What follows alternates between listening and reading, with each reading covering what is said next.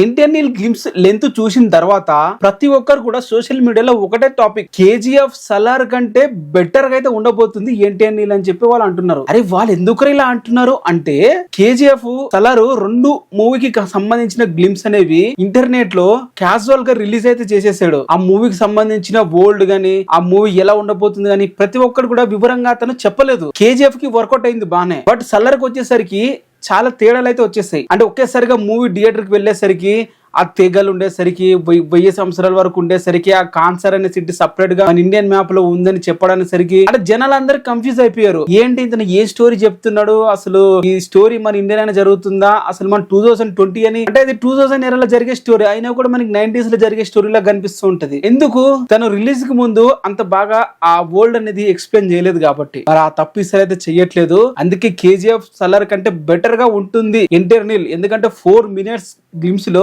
మొత్తం మూవీ యొక్క వరల్డ్ ని తను రిప్రజెంట్ చేసి చూపించబోతున్నాడు. మూవీ థియేటర్ లో చూసే వారికి ఏ తెగవాలు శౌరంగన లేకుంటే నారంగన థియేటర్ లో ఎటువంటి కన్ఫ్యూజన్ లేకుండా చూడొచ్చు అని చెప్పి మరి దీని మీద మీ ఒపీనియన్ ఏంటి కింద కామెంట్ అయితే చేయండి. ఇలాంటి ఇంట్రెస్టింగ్ వీడియోస్ నేను చేస్తూ ఉంటాను, మీరైతే సబ్స్క్రైబ్ చేసుకోవాలి.